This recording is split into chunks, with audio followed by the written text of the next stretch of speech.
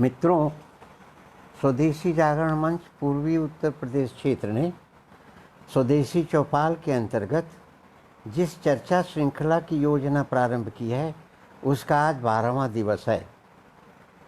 आज के चौपाल के लिए जो विषय निश्चित किया गया है वो है स्वदेशी और ग्राम स्वराज। स्वदेशी जागरण मंच के आप सभी कार्यकर्ताओं तथा इस फेसबुक समूह के अन्य सभी सुधी बंधुओं के समक्ष इस विषय पर विचार रखने का अवसर मुझे दिया गया है, मेरे लिए ये गौरव की बात है। अभी तक 11 वार्ताओं में जिन विषयों पर चर्चा हो चुकी है उनमें शिक्षा और उद्योग आदि में स्वदेशी तथा पंडित दीनदयाल उपाध्याय का स्वदेशी दर्शन शामिल रहा है। आज की चर्चा में हम स्वदेशी और ग्राम स्वराज विषय को ले रहे हैं। मेरे विचार में स्वदेशी को अर्थनीति के संकुचित दायरे में नहीं देखा जाना चाहिए, अपितु किसी भी समाज के लिए, किसी भी राष्ट्र के लिए स्वदेशी एक जीवन दर्शन है, एक जीवन शैली है। स्वदेशी का संकल्प लेते ही जहाँ राष्ट्रीयता का पवित्र भाव मन में अंकुरित हो जाता है, वहीं स्वदेशी को अपनी जीवन पद्धति, जीवन शैली के रूप में अपना लेने से ये भाव निरंतर दृढ़ता प्राप्त करता जाता है। स्वदेशी और ग्राम स्वराज दोनों ही विचार एक दूसरे के पूरक हैं। स्वदेशी ग्राम स्वराज का आधार है और ग्राम स्वराज स्वदेशी के संकल्प का प्रतिफल है। अपनी आवश्यकताओं की पूर्ति यथासंभव अपने संसाधनों से करना ही स्वदेशी मंत्र का व्यावहारिक अर्थ है। जब हम जीवन में ऐसा कर पाते हैं तभी दूसरे पर हमारी निर्भरता कम होती जाती है और अंततः हम आत्मनिर्भर हो जाते हैं। कोरोना जैसी विश्वव्यापी विभीषिका की पृष्ठभूमि में हाल ही में परम पूज्य सरसंघ चालक जी का राष्ट्र के प्रति संबोधन हम सभी ने सुना है। व्याप्त परिस्थितियों के स्वरूप से हमें जो सबसे बड़ा सबक मिला है उसमें आत्मनिर्भरता बार बार रेखांकित हुआ है। स्वदेशी जीवन शैली से प्राप्त आत्मनिर्भरता से ही हम कोरोना जैसी विपत्तियों में भी विजयी होकर एक गौरवशाली राष्ट्र के रूप में विश्व के समक्ष अपना मस्तक ऊंचा रख सके हैं और अन्य राष्ट्रों की ओर सहायता का हाथ भी बढ़ा सके हैं। समय की मांग है कि स्वदेशी व्रत का और दृढ़ता से पालन कर हम एक सक्षम और संपन्न राष्ट्र के रूप में विश्व में अपनी स्थिति को और सुदृढ़ करें। अनादिकाल से हमारे देश में व्यवस्था की इकाई के रूप में ग्राम की संकल्पना रही है। स्वदेशी का भाव लेकर ग्राम को एक संपूर्ण इकाई के रूप में हमने विकसित किया है। पहले के हमारे गांव सब प्रकार से आत्मनिर्भर होते थे, उसे ही हम ग्राम स्वराज कहते हैं। स्वास्थ्य हो, शिक्षा हो, रोजगार हो, किसी भी बात के लिए गांव परांगमुख नहीं थे। वही समय था जब भारत स्वर्ण की चिड़िया कहा जाता था और विश्व गुरु माना जाता था। दुर्भाग्य से हमें 1200 वर्ष विदेशियों और विधर्मियों की पराधीनता झेलनी पड़ी। इस कालखंड में हमारी स्वदेशी और ग्राम स्वराज की संकल्पना पर चोट की गई और ग्राम स्वराज की हमारी समाज रचना को तार तार कर दिया गया। दुनिया जानती है कि निहित स्वार्थवश विदेशी शासकों ने हमारे बुनकरों के हाथ काट डाले थे। गांव-गांव में चल रही हमारे इस्पात की भट्टियों को बंद करवाया। आज भी झारखंड के कुछ गांवों में इस्पात बनाने के ये लघु कारखाने जीवित हैं। अंग्रेजी दवाइयों का अपना व्यापार बढ़ाने के लिए हमारे आयुर्वेद के केंद्रों को नष्ट कर दिया था। ये केंद्र वैद्यों के रूप में हर गांव में हुआ करते थे। आश्रम पद्धति के हमारे संस्कृत विद्यालयों को समाप्त किया था। उनके स्थान पर अंग्रेजी तथा अंग्रेजी माध्यम की पढ़ाई को हम पर थोप दिया था। संस्कृत की पढ़ाई बंद होने से हम अपने प्राचीन ज्ञान विज्ञान की पढ़ाई से वंचित हो गए तथा अपने मूल से कट गए।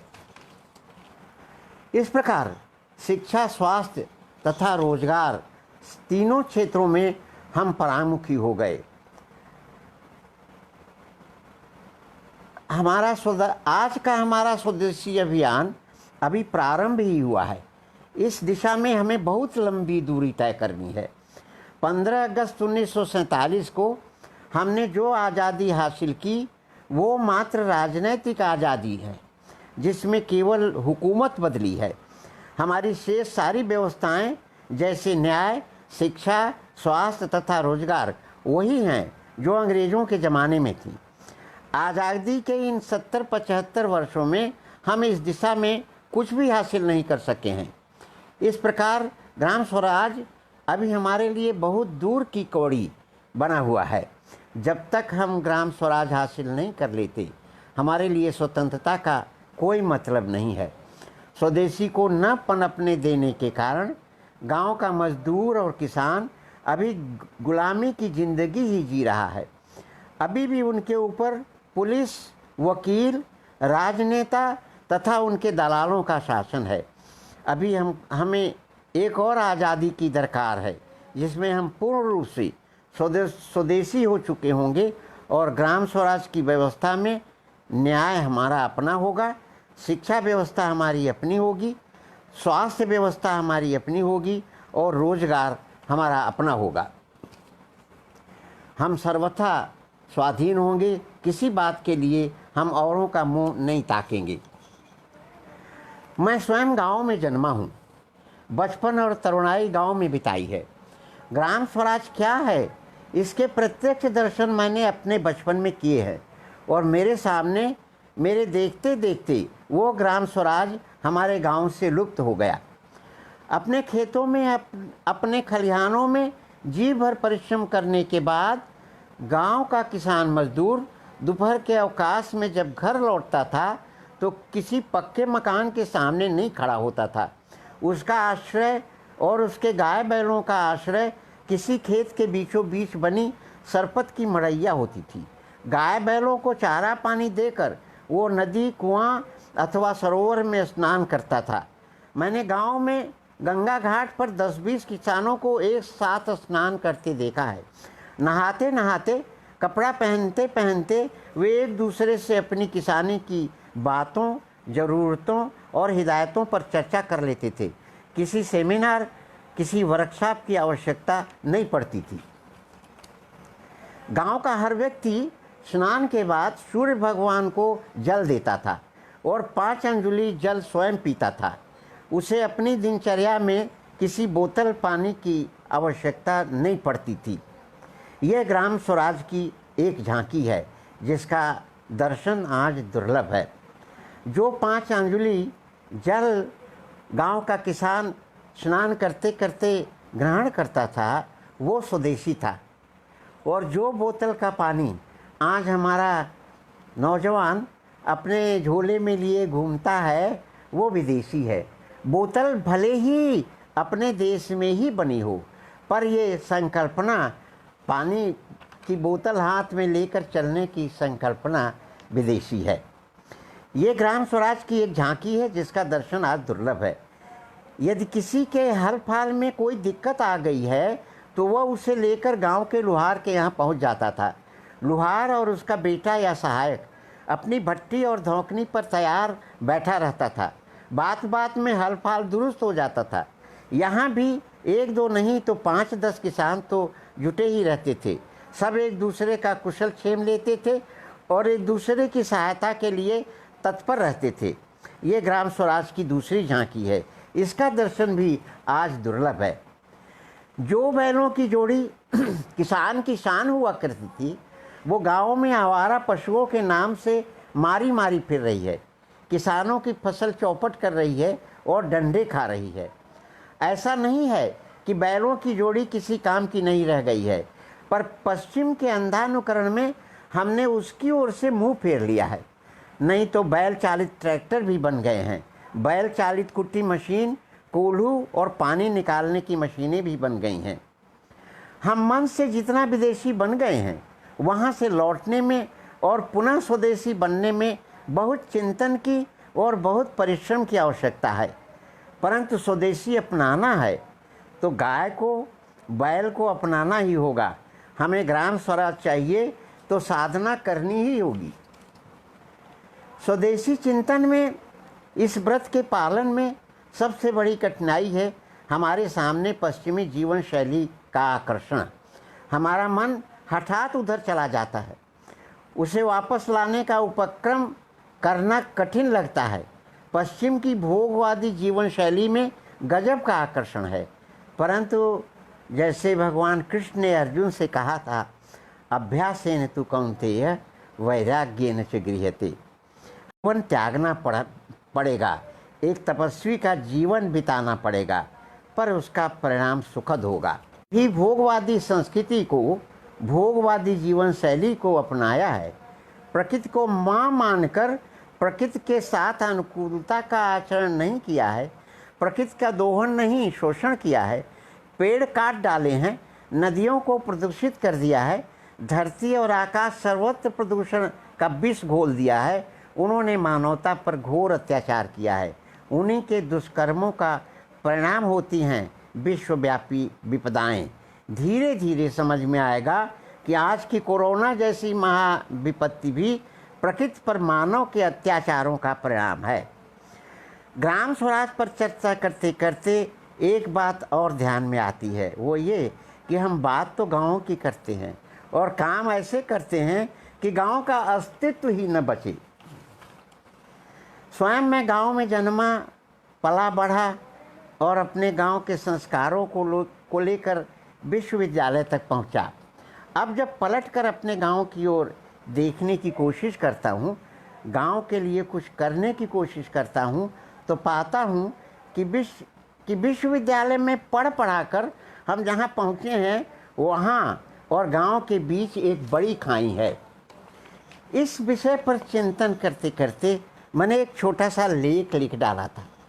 उसका शीर्षक है विश्वविद्यालय और गांव। उस लेख को ही आपके सामने ज्यों का त्यों पढ़कर रखता हूँ। विश्वविद्यालय और गांव दो ऐसे शब्द हैं जिनके बीच कभी न मिटने वाली दूरी दिखती है, पर इस दूरी का मिटना देश और समाज के लिए अत्यंत आवश्यक है। अपने देश में ग्राम स्वराज लाने के लिए बहुत ज़रूरी है। ये दूरी कैसे मिटे, आज ये हमारे लिए चिंतन का विषय बन गया है। गांव विश्वविद्यालय में आएँ या विश्वविद्यालय गांव में जाएं, विश्वविद्यालय में गांव हो या गांव में विश्वविद्यालय हो, शायद दोनों ही प्रयोग करने चाहिए। जैसे भी हो, विश्वविद्यालयों को गांव से जुड़ना ही चाहिए। पूज्य बापू ने ये चिंतन किया था, पर उनके चिंतन पर प्रयोग नहीं हो सका। राष्ट्र ऋषि नानाजी देशमुख ने यह प्रयोग प्रारंभ किया था, पर उनका प्रयोग कुटिल राजनीति की भेंट चढ़ गया। हम बापू की बात मानते हैं, ये दिखाने के लिए हमने ग्रामीण विश्वविद्यालय के नाम पर कुछ कृषि विश्वविद्यालय खोल डाले, पर ये कृषि विश्वविद्यालय खुले भी तो महानगरों में। न तो कृषि विश्वविद्यालय ने गाँव के खेत देखे और न ही गाँव ने कृषि विश्वविद्यालय देखे। गांव भारत की आत्मा है। जो भारत कभी सोने की चिड़िया होता था वो गांव में बसता था। जो भारत कभी विश्वगुरु होता था वो भी गांव में बसता था, जंगल पहाड़ों में बसता था। प्राचीन भारत का उद्योग गांव में बसता था। प्राचीन भारत की संस्कृति गांव में निर्मित होती थी। परंपराएं गांव में बनती थीं। जीवन गांव में था। हमारी सांस गांव में थी। धर्म गांव में था। दया गांव में थी। परोपकार गांव में था। भाईचारा गांव में था। स्नेह प्रेम गांव में था। संवेदनशीलता गांव में थी। हैं तो गांव आज भी, पर हम गांव में नहीं हैं और न ही गांव हमारे में है। इसलिए इनमें से एक भी मानवीय गुण हमारे में नहीं है। आज हमारे में न धर्म है, न दया है, न परोपकार है, न भाईचारा है, न स्नेह है, न प्रेम है और न ही संवेदनशीलता है। न संस्कृति बची है, न ही परंपराएं रह गई हैं। सब कुछ समाप्त हो गया है। हम सांस भी ले रहे हैं या नहीं समझ में नहीं आता। कहीं हमारी ये सांस वेंटिलेटर की तो नहीं है, हम मर से गए हैं या कि हम सो गए हैं। 21वीं सदी भारत में पुनर्जागरण की सदी है। स्वदेशी जागरण मंच इस पुनर्जागरण को नेतृत्व दे रहा है। हम जागना चाहते हैं, हजारों वर्षों की नींद झटक कर उठना चाहते हैं, तो हमें फिर हमारे गांव चाहिए। हमें अपने गांव का पुनर्निर्माण करना चाहिए। हमारे इसी प्रयास का नाम है ग्राम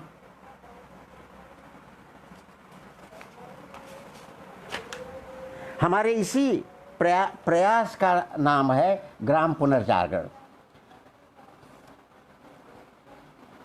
ग्राम पुनर्जागरण के इस पावन यज्ञ में विश्वविद्यालयों की भूमिका क्या हो, हमने इस बारे में चिंतन किया। विश्वविद्यालय का छात्र बौद्धिक रूप से तथा सामाजिक रूप से जागृत होता है। कोई भी बात उसे समझाई जाए तो वो शीघ्रता से ग्रहण कर लेता है। राजनीतिक दलों ने और विघटनकारी तत्वों ने उनकी इस अवस्था का बेजा इस्तेमाल किया है।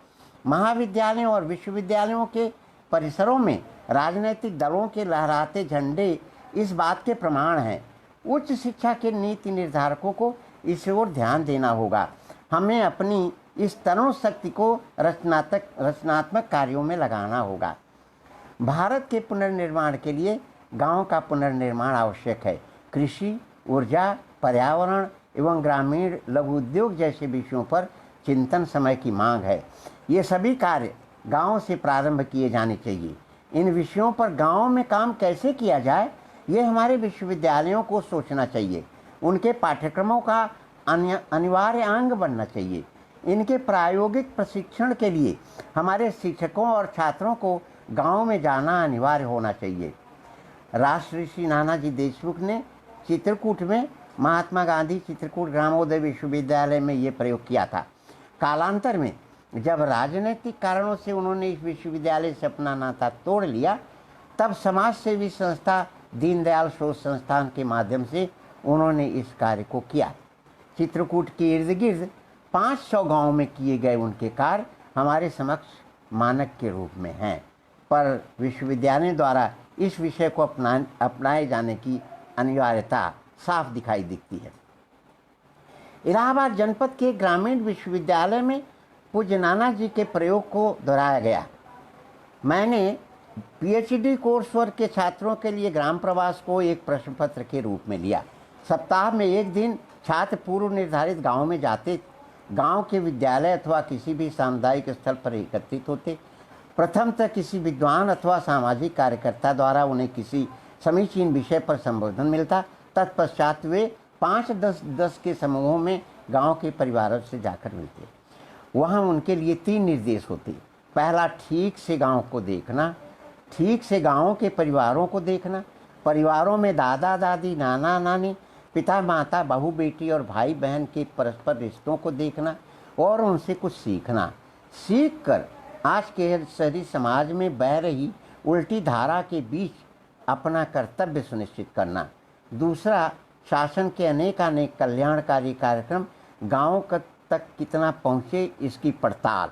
और तीसरा, उन परिवारों के सुख दुख में समरस होकर उनके साथ अपनत्व का व्यवहार। एक प्रकार से ग्राम प्रवास में जाकर ये छात्र अपने गांव को खोज रहे होते हैं और गांव के परिवारों के बीच स्वयं अपने को भी खोज रहे होते हैं। तो क्या गांव खो गए हैं? हाँ, गांव खो गए हैं।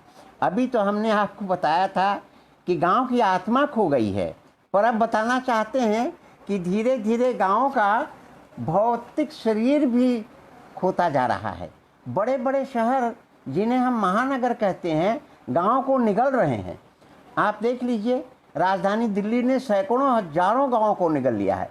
महानगरी बम्बई ने जाने कितने गांव को निगल लिया है। चेन्नई ने निगल लिया है, कोलकाता ने भी निगल लिया है। प्रदेशों की राजधानियों ने भी गांवों को निगलने की होड़ मचा रखी है। और तो और हमारे छोटे से शहर प्रयागराज भी अनेक गांवों को निगल चुका है। अपने छात्रों के ग्राम प्रवास के समय निगले जा रहे इन गांवों की चीत्कार को हमने सुना है और अपने रिपोर्ट में दर्ज किया है। ये एक गंभीर संकट है जिस पर हम देश के नीति निर्धारकों का ध्यान खींचना चाहते हैं। विश्वविद्यालयों को इस समस्या पर गंभीर चिंतन करना चाहिए। उन्हें सरकारों को ऐसी योजनाएं बनाकर देनी चाहिए जिनमें गांव गांव ही रहें, शहर न बने, बल्कि बन सकें तो स्वर्ग बने, स्मार्ट विलेज नहीं।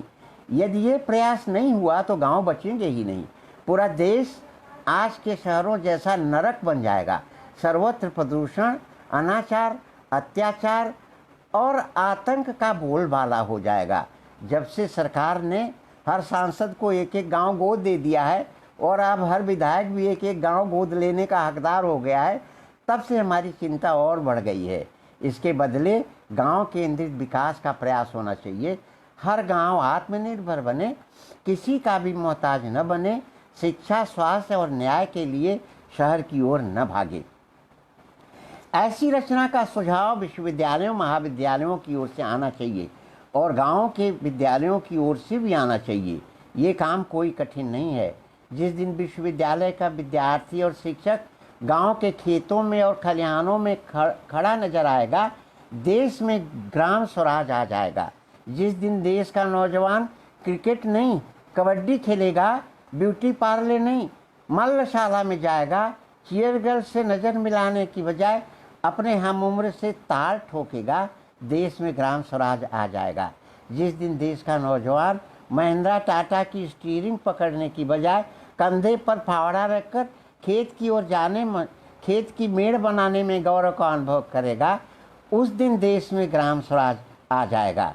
जिस दिन वह सौंदर्य प्रसाधनों की ओर लपकने की बजाय परिश्रम करके पसीना बहाना श्रेयस्कर समझेगा, देश में ग्राम स्वराज आ जाएगा।